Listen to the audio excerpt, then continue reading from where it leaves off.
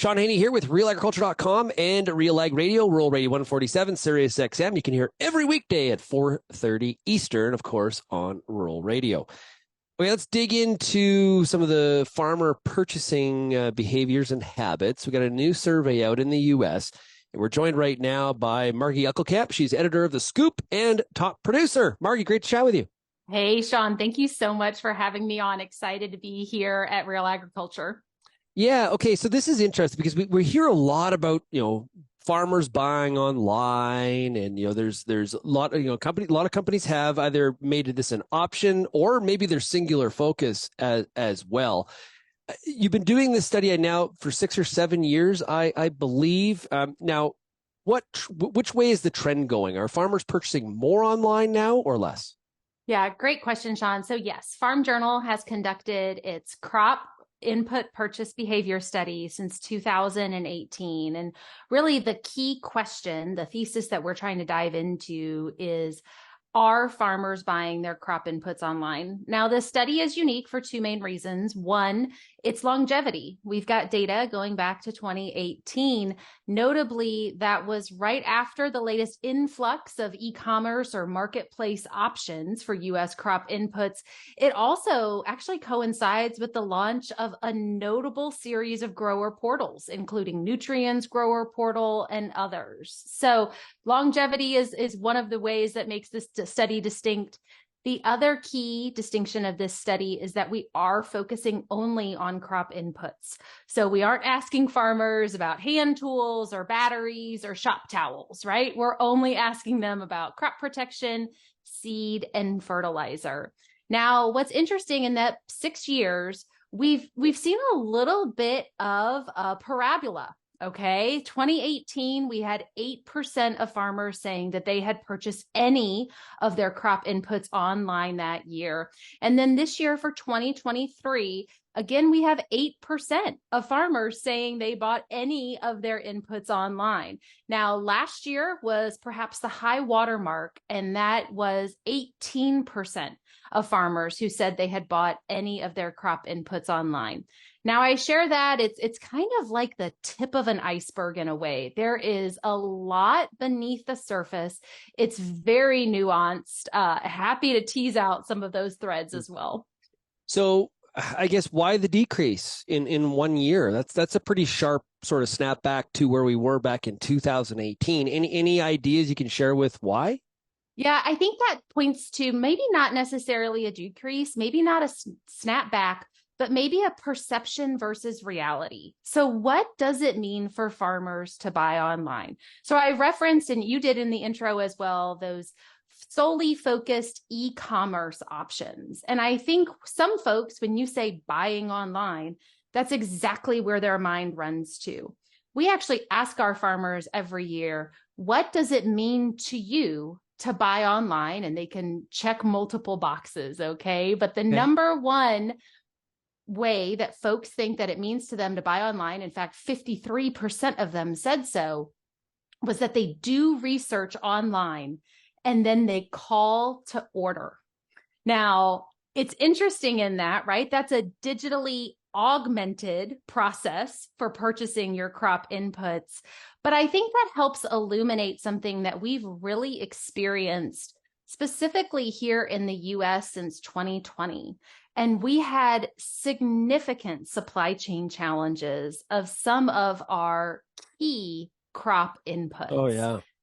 And I think during that time, I would talk to ag retailers, I would talk to farmers, and I got the sense that a lot of folks were really going back to the traditional ag channel as a sense of security amid all that volatility and uncertainty about their supplies.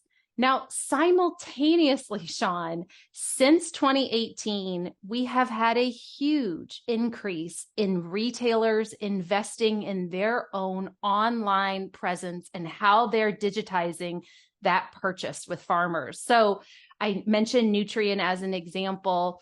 You also have folks like AgVend who made their decision in 2020 to sunset their marketplace, sunset that e-commerce option, and solely focus on grower portals. So while farmers have been exploring their options, looking for security in their crop input purchase, they've also been able to find traditional ag retail show up differently than they ever have before.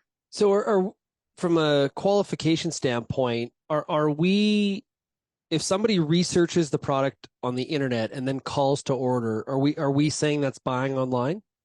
I would say from their point of view, they're telling us that's buying online. And that's what the study is really trying to measure, is that level of adoption among farmers and how they're engaging in their crop input purchases. Is there a little bit of an assumption too, and maybe price? You mentioned supply, but how do people look at buying online relative to the pricing side of the equation? Because I think sometimes when we think about, from a B2C standpoint, we think about Amazon, right? And I know if I buy on Amazon, one, it's likely to be probably cheaper than the brick and mortar store, and it, depending on how close you are to a major distribution center, I'm going to have it very quickly as well, and I don't need to leave my house. Is like, how does the farmer view price in relative to buying online?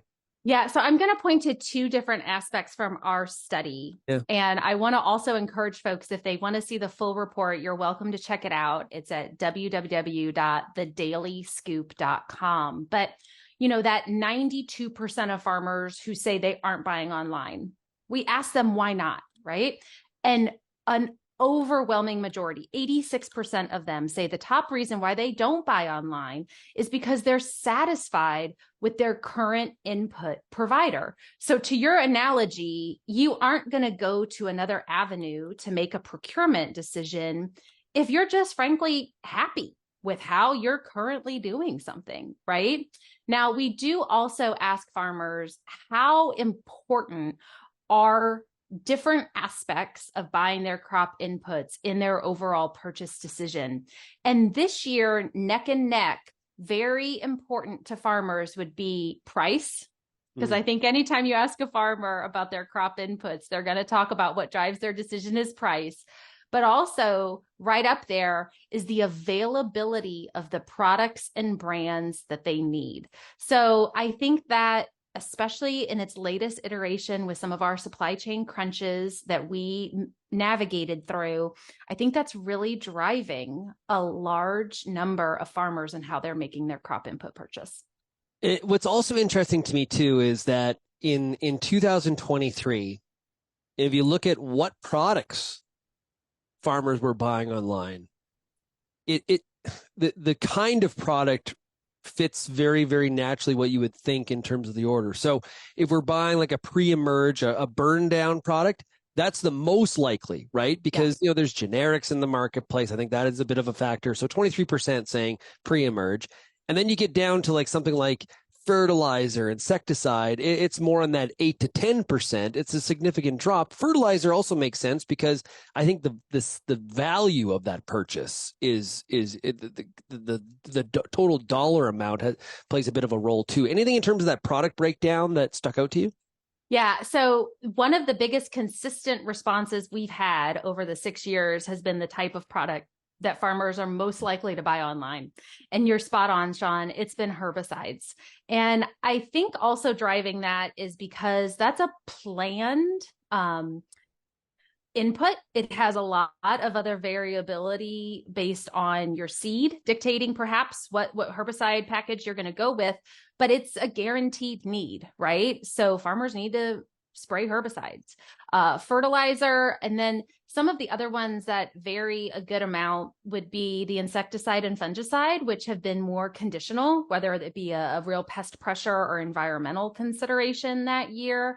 Another group that I think has increased, and I think it's indicative too of the herbicide amount that's being bought online, would be adjuvants, because so often those are going together in a tank mix. Now, I should also share with that supply chain issues that we've had, we also had retailers being proactive in going to farmers, trying to do a lot more preseason planning with them and really assign by the field, by the acre, what the plan is for the next year. Now, you would be amazed at how many farmers may not be doing that across every field, every acre, right? But this was one way that ag retail really embraced the challenge that they knew they had ahead of them with product supply and tried to be as proactive as possible. I had an agronomy sales manager who told me he was not accepting any of his sales team in 2021 to come back and just say, I'm going to need more fungicide next year. He wanted an exact volume percent difference because that was the level of planning that they felt was going to be really necessary to be able to get product in the warehouse and then distributed out to farmer customers. When you talk to the and through the scoop, there's a lot of focus on the retailer. Mm-hmm. How does the retail channel feel about these levels? Is this where they expect to be? With there's been a lot of money invested in portals and online dashboards and all this kind of stuff to try to serve this potentially really, really increasing market. Where does the retail channel sit? Do they see success, or do they feel that the farmer hasn't transitioned as quickly as maybe they thought? Yeah, I think that success is measured in different ways. So the study that we've been referencing this whole time, it is in our latest issue of the Scoop magazine. Also in that same issue, I have an interview with the CEO of AgVend, Alex Raychair, and he really shares they measure their adoption at AgVend, which is one of those grower portal software developers, by how many farmers are logging in at least monthly. And their number right now is 65,000 farmers. They're very quickly looking to increase that to over 100,000 by the end of this year. But he shares the number one use case for their grower portals isn't necessarily this input purchasing point click buy transactional nature. It's really going on, checking your balance, checking your invoices. It may be looking at a prescription map or checking in with your agronomy team and communicating with them.